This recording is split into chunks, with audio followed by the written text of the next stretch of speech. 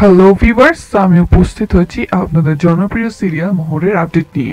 আপডেটটি দেবো, কিন্তু তার আগে আমাদের ভিডিওটিতে একটি লাইক দিন ও কোনো আপডেট মিস না করতে চাইলে আমাদের চ্যানেলটি সাবস্ক্রাইব করে রাখুন আর পাশে থাকা নোটিফিকেশন বেল আইকনটি প্রেস করে দিন। তো চলুন শুরু করা যাক। ভিউয়ার্স, মোহরের আজকের পর্বে দেখা যায় যে শ্রেষ্ঠা শঙ্খর হাত ধরে তাকে নিয়ে যেতে চাইলে শঙ্খ তাকে সাফ জানিয়ে দেয় যে আমি সুস্থ আছি, আমার কোনো রকম সাপোর্টের দরকার নাই। তখন শ্রেষ্ঠা তাকে এও বলে যে গাড়িতে উঠা পর্যন্ত তো সাপোর্ট নাও।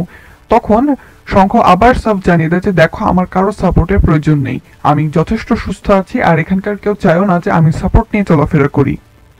এরপর শ্রেষ্ঠা শঙ্খকে বলে যে তুমি এতটা ছেলে মানুষ, আচ্ছা ঠিক আছে চলো। আবার তাকে এও জানে যে তুমি বাড়ি ফিরে যাচ্ছ বলে সবাই আজকে খুব আনন্দ। আর তুমি কি জানো যে তোমার বাড়ির লোক কতটা পরিমাণে টেনশনে ছিল? তখন শঙ্খ তাকে বলে দেখো শ্রেষ্ঠা, আমি জানি যে আমার বাড়ির লোক কতটা পরিমাণে টেনশনে ছিল, এসব কিছু তোমাকে বলতে হবে না। তখন শ্রেষ্ঠা বলে যে হ্যাঁ আমি জানি যে তুমি জানো, কিন্তু তুমি তো নিজের চোখে দেখোনি, আর এই কয়েকদিন তো আমি জেঠুমনির সাথেই থেকেছি, নিজের বাড়িতেও যায়নি। তখন শঙ্খ তাকে জিজ্ঞেস করে কেন সে যায়নি। তখন শ্রেষ্ঠা বলে না এমনি সকালে উঠে তোমাদের এখানে চলে এসেছি আর ওখানে শুধু থেকেছি। তখন শঙ্খ বলে কেন থেকেছো, আমি তো তোমাকে বলিনি ওখানে থাকতে। এরপর শঙ্খ তার উপর আরো বিরক্ত প্রকাশ করে আর শ্রেষ্ঠা বলে যে তোমার এরকম অবস্থা থেকে কি আমি তোমাকে ছেড়ে চলে যেতে পারি? অর্থাৎ মায়ের থেকে মাসির দরদটা বেশি, সেটাই বোঝা যাচ্ছে ভিউয়ার্স যে শ্রেষ্ঠা যে শঙ্খকে কি পরিমাণ ভালোবাসে সেটাই সে বোঝাতে চায়, কিন্তু শঙ্খ এসব কিছুকে পাত্তা না দিয়ে সে বাইরে চলে যায়। এরপর শঙ্খ জেঠুমনির সাথে কথা বলে, জেঠুমনি বলে যে আমরা আমাদের গাড়িটা আমি ড্রাইভ করে নিয়ে যেতে পারবো। তখন শঙ্খ বলে জেঠুমনি কোনো সমস্যা নাই, আমি নিজেই ড্রাইভ করতে পারবো। তখন শ্রেষ্ঠা বলে কি তুমি ড্রাইভ করবে? কি যে বলো না শঙ্খ, আর তোমার এসব কথা বলার জন্য না আমার মাথাটা গরম হয়ে যায়। তখন শঙ্খ বলে মানে বুঝলাম না। তখন শ্রেষ্ঠা বলে তুমি এতটা অসুস্থ আর তুমি এই মুহূর্তে গাড়ি ড্রাইভ করে যাবে আর আমাদের সবাইকে টেনশন দিবে? তখন শঙ্খ তাকে বলে কি শ্রেষ্ঠা, তুমি কি আমাকে 5 বছরের বাচ্চা ভেবেছো নাকি? আমি কি নিজের শারীরিক কন্ডিশনটা নিজে বুঝতে পারবো না? এরপর শঙ্খ এও বলে যে ডাক্তার যেহেতু আমাকে নর্মাল লাইফে ফিরে আসতে বলেছে, সুতরাং আমি গাড়ি চালাতে পারবো। তখনও জেঠুমনি তাদেরকে বলে যে সমস্যা নেই, আমি যেহেতু গাড়ি চালাতে পারি আমি নিয়ে যাব। জেঠুমনি এও বলে তুমি তো নর্মাল লাইফে ফিরবে আস্তে আস্তে সেটা। এরপর শঙ্খ জেঠুমনিকে বলে যে শ্যামলকে তুমি এখন চলে যেতে বলো আর আমার গাড়ির চাবিটা তোমাদের কাছে আছে। আর তখন জেঠুমনি শ্রেষ্ঠাকে বলে যে শ্রেষ্ঠা তুমি তো সব ঠিক মতো বুঝে নিয়েছো তো, তাই না? কখন কোন ওষুধ খেতে হবে না হবে। তখন শ্রেষ্ঠা বলে হ্যাঁ জেঠুমনি আমি সব বুঝে নিয়েছি, তুমি এখন শঙ্খকে বলো তো যে ডাক্তার নর্মাল লাইফে ফিরতে বলেছে, মানে কাল থেকে যেন ও একদম নর্মাল লাইফে না ফিরে আসে।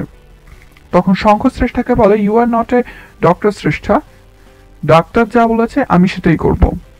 ডাক্তার যেহেতু বলেছে যে আমি নর্মাল লাইফে ফিরতে পারি, সুতরাং আমি এখন নর্মাল লাইফে ফিরবো, আর আমার সুস্থতাকে তোমরা অসুস্থ বানিয়ে দিও না।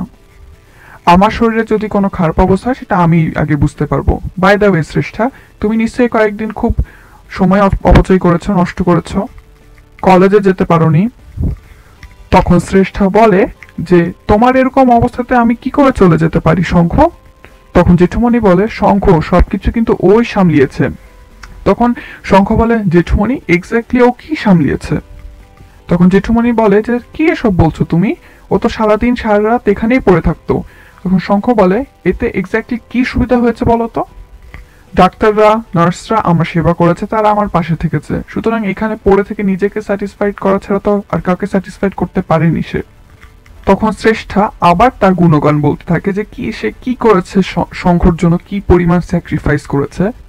তখন শঙ্খ বলে বাড়াবাড়ি করেছো, এত কিছু দরকার ছিল না শ্রেষ্ঠা। এরপর জেঠুমনিও শ্রেষ্ঠার গুণগান গাইতে থাকে, তার নিজের স্যাক্রিফাইসের কথা বলতে থাকে।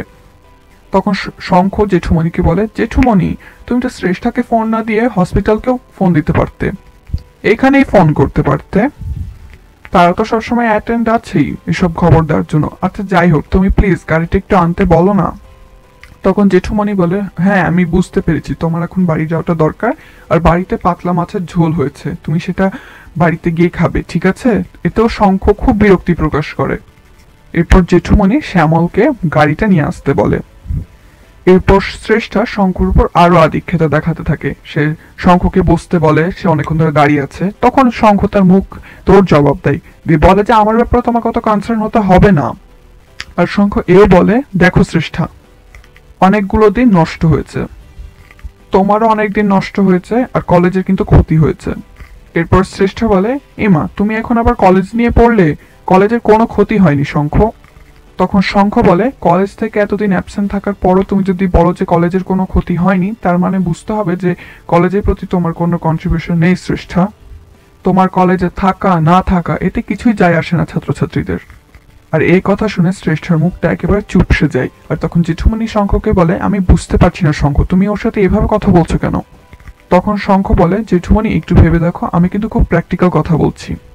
ও বলছে যে কলেজের নাকি কোনো ক্ষতি হয়নি, কিন্তু তুমি ভেবে দেখো তো কলেজের কি সত্যি কোনো ক্ষতি হয়নি? শ্রেষ্ঠা, আমি বলবো তুমি আজকে তোমার বাড়ি চলে গিয়ে বিশ্রাম নাও, আর পরের দিন থেকে কলেজে জয়েন করে পুরোদমে কাজ শুরু করো। তখন শ্রেষ্ঠা বলে, কাল থেকে তো কলেজ শুরু করবোই, কাল থেকে যে শুরু করবো না তা তো বলিনি, আর বাড়িতে গিয়ে রাতে বিশ্রাম নিব, তার আগে তোমাকে বাড়িতে পৌঁছে দিতে হবে তো। তখন শঙ্খ সাফ জানিয়ে দেয় যে তাকে বাড়িতে নিয়ে যাওয়ার কোনো দরকার নেই। এরপর শ্রেষ্ঠা আরো ন্যাকামি করতে থাকে, আর জেঠুমনি বলে যে শঙ্খ তোমার জন্য এত কিছু করলো, সুতরাং এতদিন থাকতে পারলো, সুতরাং এবার সে তোমাকে একটু বাড়িতে নিয়ে যাচ্ছে, তাতে সমস্যা কি? তখন শঙ্খ সাফ জানিয়ে দেয় যে আমি কখন বলেছি জেঠুমনি যে আমি বাড়িতে যাব? তখন জেঠুমনি বলে, বাড়ি যাবে না মানে? তখন শঙ্খ বলে, আমার একটু কাজ আছে। তখন শ্রেষ্ঠা বলে, তুমি এসব কি বলছো শঙ্খ, তোমার কি মাথা খারাপ হয়ে গেছে নাকি? তখন শঙ্খ বলে, অন্য কারোর কাছে যেতে গেলে কি মাথা খারাপ হয়? আমার তো জানা ছিল না সেটা। এরপর জেঠুমনি বলে যে আমি তো কিছু বুঝতে পারছি না। তখন শঙ্খ বলে যে আমার একটা এমার্জেন্সি কাজ আছে, আমার সেখানে যেতে হবে। তখন জেঠুমনি বলছে যে হ্যাঁ, কিন্তু সেটা কোথায় যাবো তুমি? তখন শঙ্খ বলে, আছে, কিন্তু কোথায় যাব সেটা শুনলে তুমি খুব একটা বেশি খুশি হবে না। তখন শ্রেষ্ঠা শঙ্খকে জিজ্ঞেস করে যে তুমি কি মোহরের কাছে যাচ্ছ? শোনো শ্রেষ্ঠা, আমার কিছু কিছু জায়গা আছে যেটা অত্যন্ত ব্যক্তিগত, আর সেসব ব্যক্তিগত প্রশ্ন করার তোমার কোনো অধিকার নেই, আর সেটা আমি পছন্দও করি না। এতদিন সেটা নিশ্চয়ই তুমি বুঝে গেছো। এরপর জেঠুমনি তাকে আরেকবার জিজ্ঞেস করে যে সে কোথায় যাচ্ছে, কিন্তু শঙ্খ সে একই উত্তর দেয় যে যেখানে যাচ্ছে সেটা শুনলে জেঠুমনি খুব একটা বেশি খুশি হবে না। তখন জেঠুমনি বলে, তাহলে এমন কোন জায়গায় যাচ্ছ কেন যেখানে গেলে আমরা খুশি হব না? এতদিন যে আমি এত পরিশ্রম করলাম, আমাদের যে হাড় কাটুনি হলো, তার কি কোনো দাম নেই? আর এখন যেই তুমি সুস্থ হয়েছো, তখন থেকে তুমি নিজের মতো করে জীবন কাটানো শুরু করে দিলে। তখন শঙ্খ বলে, জেঠুমনি আমি কি তোমাকে আসতে বলেছিলাম? তুমি এসেছো নিজের টানে, তুমি ভালোবাসার টানে এখানে এসেছো, আর এটাকে ধরে নিয়েই আমি এখন খুশি থাকতে চাই। তুমি যদি ভেবে থাকো যে তুমি এখানে এসে ভুল করেছো, সেটা তোমার ব্যাপার। এরপর শঙ্খ জেঠুমনিকে আরো কথা বলে।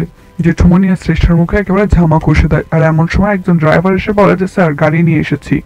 এরপর শঙ্খ জানিয়ে দেয় যে তাকে একটা গুরুত্বপূর্ণ জায়গায় যেতে হবে, আর তার আস্তে আস্তে হয়তো বা রাত হয়ে যাবে, আর সে রাতের মধ্যে চলে আসবে।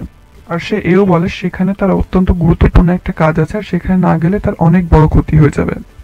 জানি শঙ্খ, তুমি এখন মোহরের কাছে যাচ্ছ, তাকে ভোলাতে যাচ্ছ, এত ঘুরিয়ে পেঁচিয়ে বলার তো দরকার নেই, তুমি স্পষ্টভাবে বলে দিলে তো হয়। তখন শঙ্খ বলে, হ্যাঁ যাচ্ছি তো। তুমি কি মনে করো আমার ওখানে যাওয়া উচিত কি উচিত নয়? Look Shreshtha, she is my wife, তার কাছে যাওয়াটা আমার কর্তব্য। তুমি কি চাও যে ওর সাথে আমি সমস্ত সম্পর্ক নষ্ট করে ফেলি, কি তুমি এটা চাও যে মোহর আমার সাথে সম্পর্ক ঘুচিয়ে ফেলুক? আর শ্রেষ্ঠা, তুমি যদি এসব কিছু চাও, তাহলে আমার অসুখ বিসুখ সুখ দুঃখ কোনোটাতেই তোমার থাকার কোনো অধিকার নেই, তার কারণ তুমি আমার ভালো থাকাটাই চাও না, সেটা আমি বুঝে গেলাম। এরপর শঙ্খ জেঠুমনিকে বলে, জেঠুমনি আমি তাহলে এখন যাই, তুমি আমার উপর ভরসা রাখতে পারো, আর এখন যদি আমি না যাই তাহলে আমার জীবনের অনেক বড় একটা ক্ষতি হয়ে যাবে, আর আমি সেটা চাই না, আর তাই আমাকে যেতেই হবে। রাতে তোমার সাথে দেখা হবে, আসি। এই কথা বলে শঙ্খ চলে যায়। এরপর শ্রেষ্ঠা কাঁদতে থাকে, আর জেঠুমনিকে বলে, জেঠুমনি তুমি ওকে আটকালে না? তখন জেঠুমনি বলে যে তাকে আটকানোর আমার কোনো ভাষা নেই, একটা মেয়ে যে এত দূরে থেকেও তাকে কাছে টেনে নিতে পারে সেটা আমি নিজেই বুঝতে পারছি না। এরপর শ্রেষ্ঠা এও বলতে থাকে যে যার কারণে শঙ্কর এত বড় ক্ষতি হলো, তার কাছে আবার শঙ্খ ছুটে গেল, অর্থাৎ মোহরের বিরুদ্ধে নানা কথা বলতে থাকে শ্রেষ্ঠা। এরপর এসিপি স্যার মোহরকে নিয়ে গাড়িতে করে একটা রিসর্টে নিয়ে যায়, তার বন্ধুর রিসর্টে। যেতে যেতে তাদের মধ্যে নানা কথা হতে থাকে, এমনকি মোহর এও বলে যে স্যার, আমরা তো কলকাতা থেকে অনেক দূরে চলে এসেছি, আমরা ঠিক টাইমে রেল স্টেশনে পৌঁছাবো তো? তখন এসপি স্যার বলে, হ্যাঁ হ্যাঁ অবশ্যই পৌঁছাবো, আমি তোমাকে ঠিক সময় ঠিক জায়গায় পৌঁছে দিব। আর এইভাবে নানা কথা বলতে বলতে তারা একসময় রিসর্টে পৌঁছে যায়।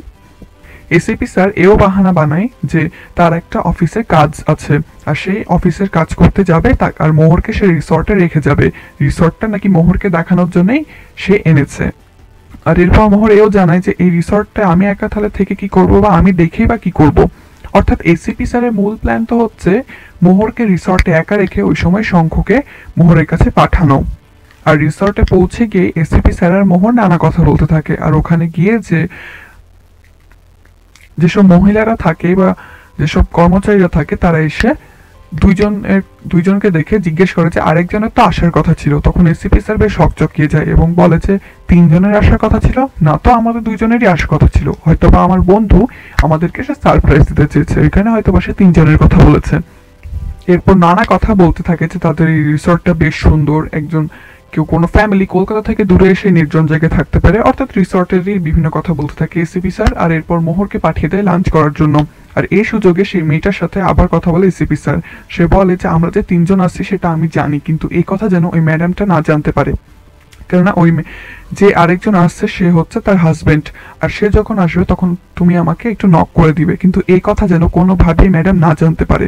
অর্থাৎ শঙ্খ আসে, এসিপি স্যারকে যেন ইশারা দেওয়া হয় যে শঙ্খ চলে এসেছে।